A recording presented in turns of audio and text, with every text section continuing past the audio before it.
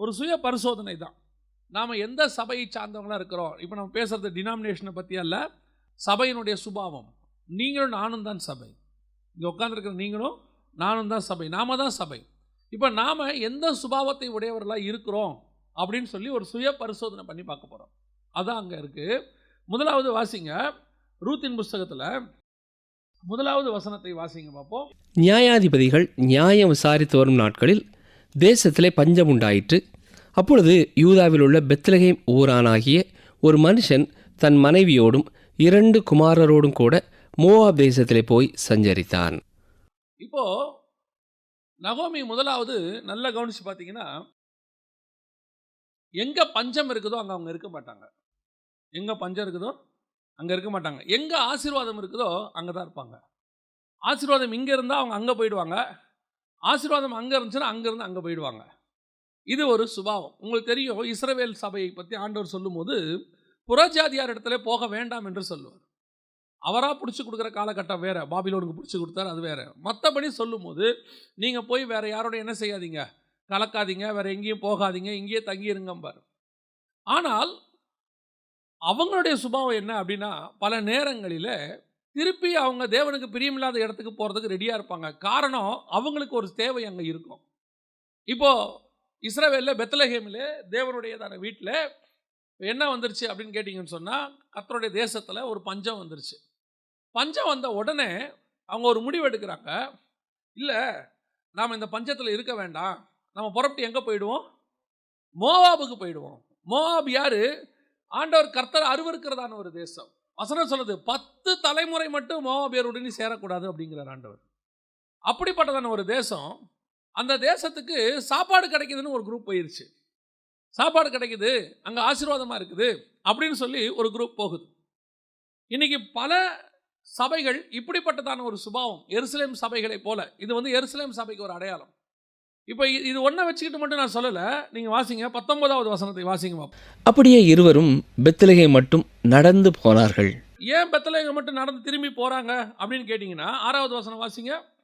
கர்த்தர் தம்முடைய ஜனங்களை சந்தித்து அவர்களுக்கு ஆகாரம் அருளினார் என்று அவள் மோவாப் தேசத்திலே கேள்விப்பட்டு தன் மருமக்களோட கூட மோவாப் தேசத்திலிருந்து திரும்பி வரும்படி எழுந்து. இப்போ பெத்லகேமில் சாப்பாடு கிடைக்குதுன்னு இப்போ எங்கேருந்து போகிறாங்க? இப்போ மோவாப்லேருந்து பெத்லகேமுக்கு போகிறாங்க. முதல்ல பெத்லகேமில் சாப்பாடு இல்லை, மோவாபில் இருந்துச்சு.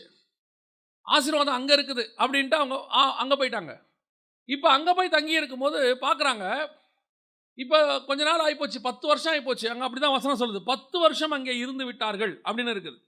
அப்போ 10 வருஷம் கழித்து பார்க்குறாங்க, இப்போ வசனம் சொல்லுது மோவாபில் பஞ்சம் வந்துருச்சு, பெத்லகேமில் என்ன வந்துருச்சு, ஆசீர்வாதம், ஆகாரம் கிடச்சிருச்சு.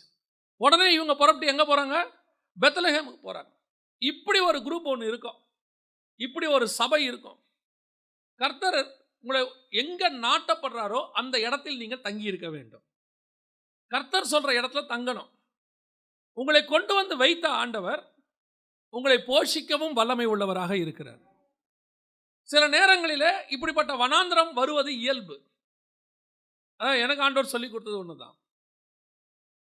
வேதாகமத்தில் வனாந்தரத்தை கடந்து போகாத பரிசுத்தவான்கள் கிடையாது. இங்கே கர்த்தருடைய கரத்தில் இருக்கக்கூடிய பரிசுத்தவானம் இருக்கும் என்று சொன்னால் நீங்கள் கண்டிப்பாக வனாந்தரத்தை கடந்து போக வேண்டியது அவசியமாக இருக்கிறது. நீங்கள் வேறு யாரை வேணாலும் எடுத்துக்கொள்ளுங்க. ஆபிரகாம்லேருந்து ஆரம்பிச்சுக்கோங்க. ஆபிரகாம் வனாந்தரத்துக்கு போயிருக்கிறார், ஈசாக்கு வனாந்தரத்துக்கு போயிருக்கிறார், யாக்கோபு பிரயாணப்பட்டு போயிருக்கிறார். அதுக்கு பிறகு இஸ்ரவேல் ஜனங்கள், மோசே போயிருக்கிறார், இஸ்ரவேல் ஜனங்கள் போயிருக்கிறாங்க. அதற்கு பிறகு எலியா போயிருக்கிறார், எலிசா போயிருக்கிறார், தானியேல் சிறைப்பட்டு போயிருக்கிறார், யோசேப்பு போயிருக்கிறார். அதற்கு பிறகு ஏன் இயேசு கிறிஸ்து வனாந்தரத்திற்கு போனார். சீஷர்கள் உபத்திரத்துக்குள்ளே கடந்து போனார்கள். பவுல் பிரயாணப்பட்டு வனாந்தரத்துக்கு போனார். யார் போகலை? பல நேரங்களிலே நாம் இருக்கிற இடத்துல குறைவுகள் வருவது இயல்பு. அது வாழ்க்கையில் ஒரு பார்ட். பிரச்சனையோ போராட்டமோ உபத்திரவமோ நம்ம வாழ்க்கையில் அது ஒரு பார்ட். அது ஒரு காலகட்டத்தில் அது கடந்து போகும். உடனடியாக நாம் என்ன செய்கிறோம், அந்த பிரச்சனையை சகிக்க கூடாமல் இமிடியேட்டாக உடனே நான் ட்ரான்ஸ்ஃபர் ஆகி இங்கேருந்து இன்னும் கொஞ்சம் மோவாபில் பாருங்கள், அங்கே சாப்பாடு கிடைக்குது, அங்கே போயிடுவோம், டெம்பரவரி அங்கே போயிடுவோம். அப்புறம் அங்கே இருக்கிறது, அப்புறம் அங்கே இருக்கும்போது கொஞ்சம் பார்க்குறது, அங்கே கொஞ்சம் பிரச்சனை வரும். உடனடியாக என்ன செய்யறது, அங்கேருந்து புறப்பட்டு பெத்லகேமுக்கு வர்றது.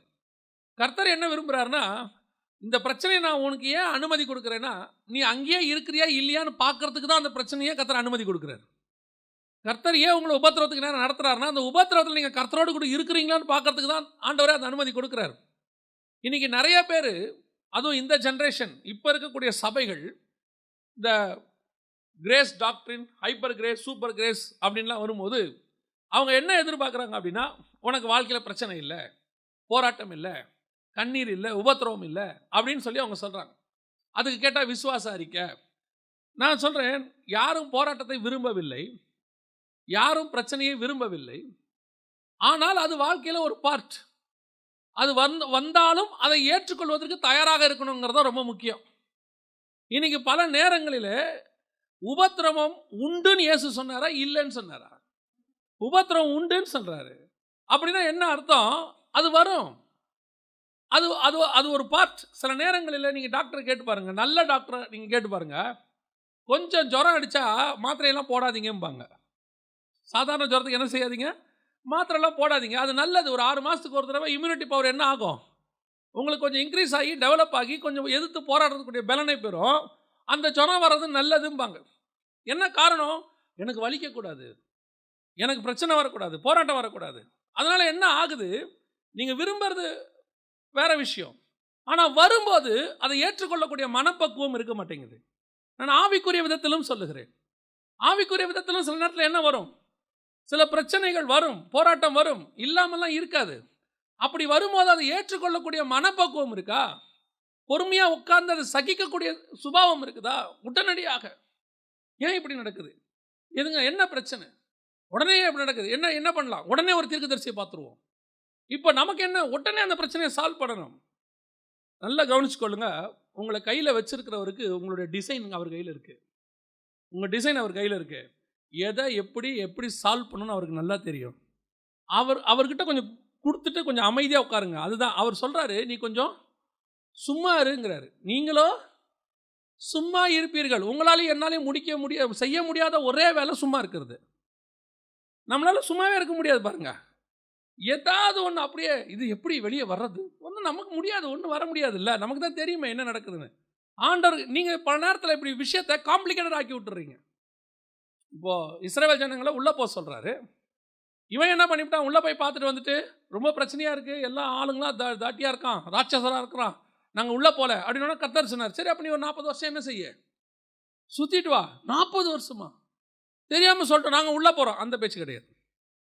ஒன்று நான் போக சொல்லும் போது போ, இல்லை நான் சொல்லும் போது 40 வருஷம் கழிச்சு போ. இப்போ இவன் என்ன பண்ணுறான், போக சொல்லும் போது போகலை. 40 வருஷம்னு இவனுக்கு என்ன வந்துருச்சு, மனம் அடிவாயிருச்சு. இல்லை நாங்கள் இப்போயே உள்ளே போகிறோம், உள்ளே போனால் அடி வாங்கிட்டு வந்தோம். கர்த்தர் ஏன் அந்த 40 வருஷம் சுத்த சொன்னார்? உன்னை 40 வருஷம் சுத்த வைக்கணும்னு அவருக்கு ஆசை கிடையாது. அழகாக போய் பாருங்கள், அவர் உள்ளே போக சொல்லும் போது ஏனோக்சின் புத்திரராகிய ராட்சதர் உள்ளே இருப்பாங்க. 40 வருஷம் கழிச்சு அவங்க உள்ளே போவாங்க. உள்ளே போகும்போது பாருங்கள், அந்த ராட்சதரின் புத்திரர் உள்ளே இருக்க மாட்டாங்க. அவங்க உள்ளே போகும்போது கர்த்தர் விட்டு வைத்த ஜாதிகள் என்ன வெளியில் இருக்கும், அதில் ஏனோக்சின் புத்திரர் இருக்க மாட்டாங்க. காரணம், நீ 40 வருஷம் சுற்றிட்டு வா, அதுக்குள்ளேயே உன் எதிரியெல்லாம் நான் அழிச்சு முடிச்சிடுறேன். நீ யாரை பார்த்து பயந்தியோ அவங்க இருக்க மாட்டான். காரணம், நீ அங்கே உள்ளே போகும்போது சமாதானமாய் குடியிருக்கணும், சந்தோஷமாக குடியிருக்கணும். உன் சந்தோஷத்துக்கு எது தடையாக இருக்குதோ அதை நான் நீக்கி போடுறேன். அது வரைக்கும் பொறுமையாக இரு. எத்தனை வருஷம்? 40 வருஷம் நீ இரு, நான் திருப்பி உன்னை பத்திரமா உள்ளே கொண்டு போகிறேன். ஆனால் நம்மளால் அந்த பொறுமை இருக்காது, நம்மளால் அதை ஏற்றுக்கொள்ள முடியாது. உடனடியாக இதுக்கு என்ன செய்யலாம், உடனே புறப்பட்டு அங்கே போகலாம். அங்கே போனால் ஒரு பிரச்சனையும் இல்லையாமா. கவனிங்க, ஈசாக்குக்கு ஒரு பஞ்சம் வருது. ஈசாக்கு காலத்தில் ஒரு பஞ்சம் வருகிறது. ஆனால் வசனம் தெளிவாக சொல்லுது, ஆபிரகாமின் நாட்களில் உண்டான பஞ்சத்தை அல்லாமல். ஏன் அப்படி சொல்கிறாங்க அப்படின்னு சொன்னால், ஆபிரகாம் காலத்தில் ஒரு பஞ்சம் வந்துச்சு. ஆபிரகாம் என்ன பண்ணிவிட்டார், எகிப்துக்கு போயிட்டார். பஞ்சம் வந்த உடனே எங்கே போயிட்டார், எகிப்துக்கு போயிட்டார். கர்த்தர் எங்கே இருக்க சொல்கிறார் அங்கே இருங்க. சில நேரங்களில் வேலை ஸ்தலத்தில் கொஞ்சம் கீழே இருக்கிறவங்களோ மேலே இருக்கிறவங்களோ பிரச்சனை பண்ணிக்கிட்டே இருப்பாங்க உங்களை. உடனே நமக்கு என்ன தோணும் தெரியுமா, இந்த வேலையை விட்டுட்டு வேறு வேலை பார்க்கலாமா. கர்த்தர் சொல்லுவார், நீ அங்கேயே இரு. ஏன், அங்கே உன்னை எப்படி ஆசீர்வதிக்கணும்னு கர்த்தருக்கு தெரியும். அடிமையாய் போன தானியேலை நேபுகாத் நேச்சார் முகங்குப்புற விழுந்தானாம். அவனுக்கு முன்னாடி அந்த விளக்கத்தை சொன்ன உடனே முகங்குப்புற விழுந்தானாமா. இவன் அடிமை, அவன் ராஜா. ஆனால் அடிமைக்கு முன்னாடி யார் விழுறது, ராஜா விழுவார். கர்த்தரால் அதை செய்ய வைக்க முடியும். உன்னை ஓவர் நைட்டில் கர்த்தர் உயர்த்தி மேலே உட்கார வைக்கவும் கர்த்தரால் முடியும். யூ மஸ்ட் நீங்கள் கர்த்தர் சொல்கிற இடத்துல இருக்கணும் பாருங்க. நீங்கள் இருக்கிற இடத்துல இருங்க. நாம் போனது இயேசுநாதரே சொல்கிறாரு, அவர்களோ மோசேயின் ஆசனத்தில் அமர்ந்திருக்கிறார்கள், அவர்கள் சொல்லுகிறபடி செய்யுங்கள், அவர்கள் செய்கிறபடி செய்யாதிருங்கள். அவன் அப்படி தான் போதிப்பான் கரெக்டாக, அவன் செய்ய மாட்டான். அவனை விட்டு அவன் செய்கிறதெல்லாம் பார்க்காத, அவன் கரெக்டாக போதிக்கிறான் மட்டும் பாரு. அவனுக்கு நியாய தீர்ப்பு கர்த்தர் கொடுத்துட்டு போட்டோம். நீ அவங்ககிட்ட என்ன செஞ்சிடாத, நீ போயிட்டு அவன் சரியில்லை இவன் சரியில்லைன்ட்டு கடைசியில் நீ வேஸ்ட்டாக போயிடாத. அதான் இப்போ நடக்க போகுது. நிறைய பேர் இங்கேருந்து மோவாபுக்கு போகிறது, மோவாப்லேருந்து திருப்பி பெத்லெஹேமுக்கு வருது, அங்கே போனால் சரியாக இருக்கும், இங்கே போனால் சரியாக இருக்கும். ஆண்டவர் சொல்கிறாரு, ஒரு இடத்துல தங்கி இரு. நீ எங்கே இருந்தாலும் எனக்கு தெரிஞ்சு ஒன்றே ஒன்று தாங்க உண்மை. நாம் எங்கே கர்த்தர் சொல்கிற இடத்துல இருக்கிறோமோ, எங்கே கர்த்தர் சொல்கிற இடத்துல ஸ்டே பண்ணுறோமோ, அங்கே கர்த்தர் கண்டிப்பாக ஆசீர்வதிப்பார். அது எருசலேமாக இருந்தாலும் ஆசீர்வதிப்பார், பாபிலோனாக இருந்தாலும் ஆசீர்வதிப்பார், எகிப்தா இருந்தாலும் ஆசீர்வதிப்பார். கர்த்தர் உன்னை எகிப்துக்கு கூட்டிகிட்டு போயிட்டாரா, அங்கே இருக்க சொல்கிறாரா, நீங்கள் இருங்க, கர்த்தர் எகிப்தில் வச்சு ஆசீர்வதிப்பார். கர்த்தர் நம்மளை அங்கே போக சொன்னது கன்ஃபர்மேஷன் ஆயிடுச்சா, அங்கே போங்க, அங்கே உங்களை ஆசீர்வதிக்க கர்த்தர் வல்லமையுள்ளவராக இருக்கிறார். அவ்வளோதான். கர்த்தர் உங்களை சொன்ன இடத்துல நீங்கள் தங்கி இருங்க. அவன் மோசமானவன் தான், அது ஆண்டவர் தெரியுமே, சொல்லி தான் நாங்கள் அமுச்சு விட்ருக்கிறாரு. பாருங்க, ஈசாக்கா சொல்கிறாரு, நீ இந்த தேசத்தில் குடியிருன்னு சொல்கிறாரு. கீழே வசனம் சொல்லுது, தன் மனைவி அழகாக இருக்கிறபடினால அந்த ஊரார் தன்னை கொன்று போடுவார்கள் என்று ஈசாக்கு பயந்தானாமா. அப்புறம் என்ன அர்த்தம்? உயிர் பயம் இருக்கு அவனுக்கு. என்னை கொன்னே போடுவாங்க, ஆனால் என்னை பரவாயில்ல, நான் இங்கே இருக்கிறேன். ஏன்? என்னை கர்த்தர் இருக்க சொல்லியிருக்கிறார். இந்த தேசத்தில் கர்த்தர் என்னை ஆசீர்வதிப்பார். அல்லேலூயா. நிறைய பேர் இந்த டிவியில் நிறையா வரும், பஞ்சம் வரும், பல தேசங்களில் வந்து பேங்க்ரப்ட் ஆகும், பல இடத்துல வந்து சிலிண்டர் விலை ஏறும், பெட்ரோல் விலை ஏறும், அப்புறம் அரிசி விலை ஏறும், எல்லாம் வாங்க முடியாதுன்னு சொல்லி டிவிலலாம் சொல்லுவான். அவ்வளோதான், ஜனங்கள் நிலைமை மோசமாக. நான் சொல்கிறேன், நீங்கள் கர்த்தர் சொல்கிற இடத்துல இருங்க. எப்பேற்பட்ட பஞ்சத்திலும் கர்த்தர் உங்களை ஆசீர்வதிக்க வல்லமையுள்ளவராக இருக்கிறார். அல்லேலூயா. அலைந்து திரிகிற சபையாக இருக்கவே கூடாது. இங்கே கொஞ்ச நாள், அங்கே கொஞ்ச நாள், அந்த இடத்துல போய் இருக்கிறது, அந்த அனுபவம் உங்களுக்கு எனக்கும் இருக்கக்கூடாது. இதுதான் நகோமியோட அனுபவம். நகோமி அப்படிப்பட்டவங்க பாருங்கள், கடைசி வரைக்கும் மேன்மை அடையவே முடியாது. ஏதாவது ஒரு இடத்துல இருக்கும். இது நகோமியோட சுபாவம்.